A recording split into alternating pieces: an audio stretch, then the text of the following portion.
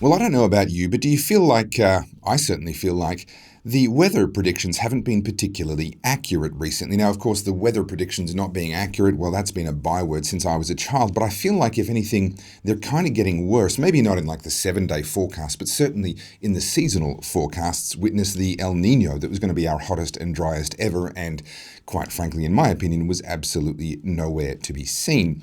The Bureau of Meteorology is a multi-billion-dollar embarrassment on the country, in my opinion. But it gets worse when you realise that there is a one-man army who seems, if you believe the farmers that he informs, to be able to predict the weather with uncanny accuracy at implausible timescales and with a remarkable level of reliability. It sounds ridiculous, but I personally know people that use the services of David Burton, aka Inigo Jones, long-range forecaster, and he joins me now. David, I've got to be honest, I find this kind of challenging, because the idea that a one-man band like yourself can do what the Bureau of Meteorology can't seems implausible. How do you do it? I use sunspots and planetary cycles that have an effect on Earth, and they change the weather, basically. And the sunspot cycles is roughly 11-year cycle. It varies a little bit depending on other planets having an effect. So it can come a little bit early, come a little bit late. But generally over history, when you have high sunspots, you have major flooding, especially on the East Coast, and low sunspots, you have droughts. Does that tend to be worldwide as an observation, or does it? Are you talking about what we would expect in Australia and the east coast of Australia?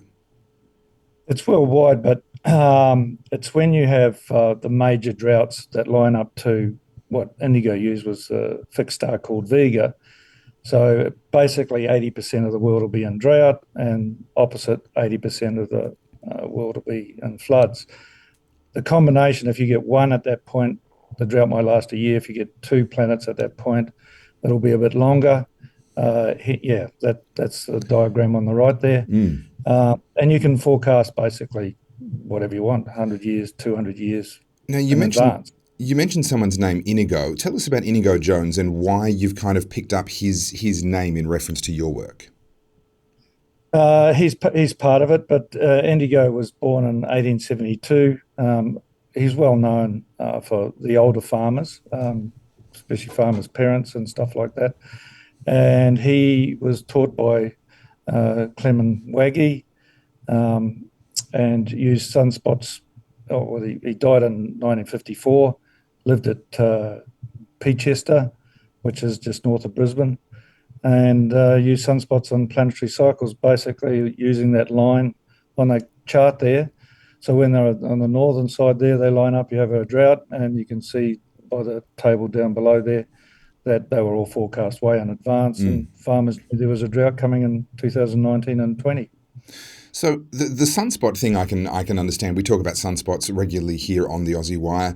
The planetary thing, I got to say, sounds a little bit woo woo. What's the connection between the planetary alignments and the sunspots? Well, Jupiter's probably the closest average to the sunspots, which is just under 12 years, and the average of sunspots is 11.11 years Mm. overall. So, and Jupiter has the greatest magnetic pull. So Jupiter's outside the um, Earth, and the Earth is between the Sun, and the Sun's 109 times, I think, the size of the Earth. So, or even more. Um, and so when you have that magnetic pull, it changes the atmosphere and temperature of the Earth. So I'm trying to understand the method of action here. Would it be comparable a little bit to saying the moon orbiting around Earth is obviously what dictates our tidal cycles, and that these large planets with their mass are actually somehow exerting an influence on the sun as they orbit, as they align, as they disperse, etc. Yes, that's correct. Well, the moon actually pulls the Earth up, and the tide goes out. It's called land tides because water Yes, doesn't move.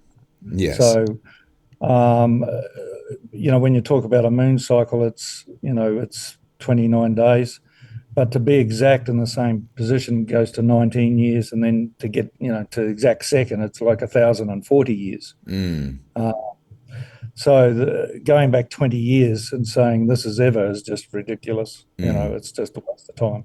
So if this is working so effectively for you, why? I mean, we understand a lot about sunspots. I've got a video here from NASA that you use in your presentations that educates people on sunspots. This is a relatively well-known thing.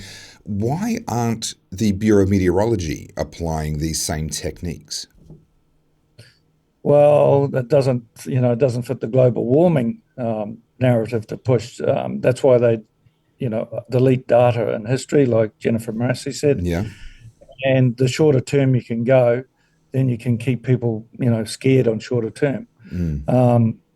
But we've got data of floods and droughts were way worse in the 1800s, and my research shows that the floods were even more massive in the 1700s.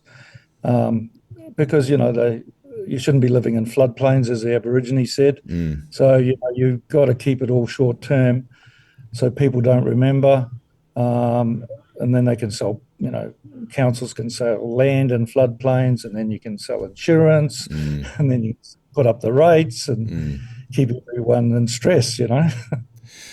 So, Therefore control. So, given that we're spending such extraordinary amounts of money on the Bureau of Meteorology every single year, and certainly in recent times, you can't really defend their record in terms of a multi-month scale, you've got a bit of a challenge that you've offered and no one's taken you up on yet. Tell us about the challenge that you're offering. It's an offer that's too good to be true, surely, if the Bureau of Meteorology really are as good as they seem to think they are.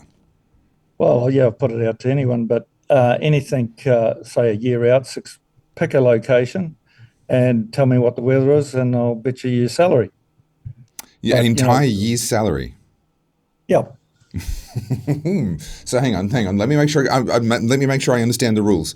I can pick the date. I can yeah, as pick the long as it's more than location. 6 months, because they're using satellites for the first 10 days. Okay, sure. So let's say it's got to be 9 months away at least. But Yeah, within that or after that point, I can pick the date, the location, and then you'll tell yeah. me what the weather's going to be, or I have to guess. Well, Who's no, you have to tell me what you're going to bet on, and I'll okay? tell you what I'm going to bet on. But if Okay, you lose, I get the money. I see. And if they win, I'll pay them their you'll pay them. All equal right. salary. Well, it's interesting to note that you actually you've got a lot of clients, and some of whom I know personally, and this is what I find so fascinating. I've got to be honest, when I first came across your work, which was many, many years ago now, I was quite skeptical, and I still find it a little bit hard to accept. My rational mind, it just hasn't quite accepted that it could really work that way and become as Well, you predictable. can bet your salary as well if you want Look, betting my salary would be very, very easy for you to pay. Let's just put it that to. way. If you Okay, did happen to lose, you would probably be able to cappuccino. you'd be able to pull it out of your pocket. So I do wrestle with it a little bit, but I personally know people that use your services and absolutely swear by it. And they're betting big money. These are primary producers. They make big money decisions every single Yeah. year. And it's quite an extraordinary thing.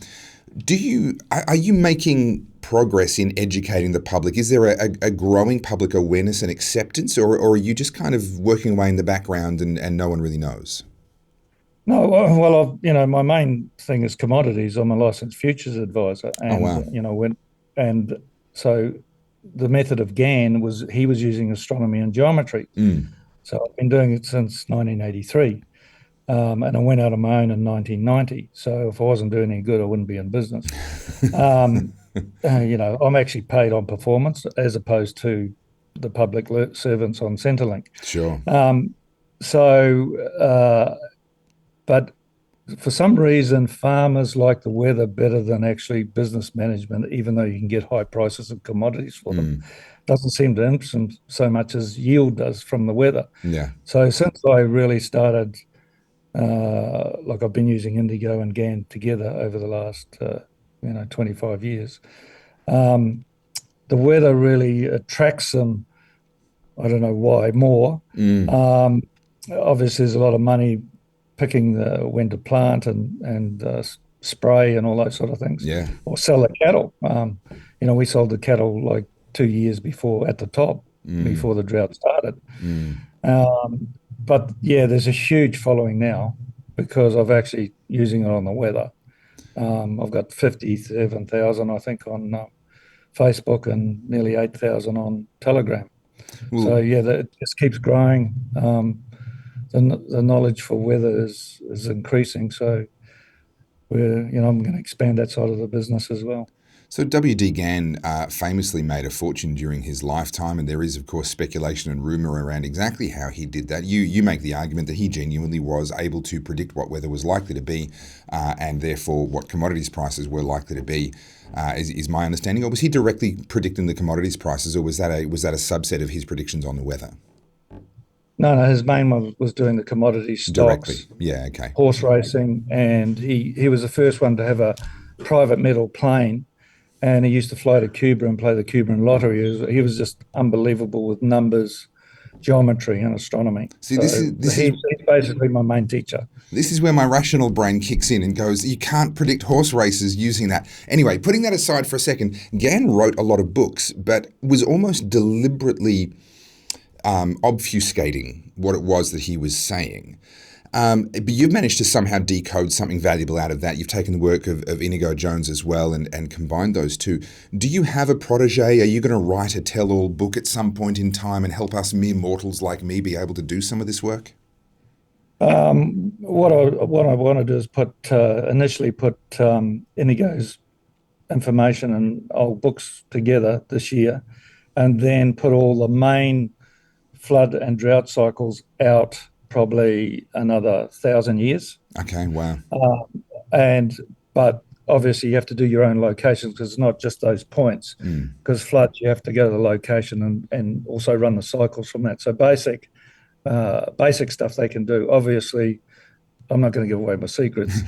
Gann said the same thing. My secrets aren't for sale. So he did write a book called Tunnel Through the Air, which I've decoded, and it's a love story, but it's got all astrological cycles in there. I just find it so hard to accept, but I have to because I know people that love your work and absolutely swear by it. Look, I find this stuff fascinating, and I'm so grateful you came down last weekend and you spoke at the Triple Conference as part of our big ideas for a better Australia. Certainly better weather forecasting would have to be a wonderful thing for our primary producers. And I'm just wondering, before we finish up, David, what's the weather going to be on Saturday at about 2 o'clock? I was planning a barbecue. Could you just... David Burton, thank you so much for joining us. I haven't got my ephemeris in front of me. David, thank you so much for joining us. I'm going to catch up with you from time to time. You know what we should do?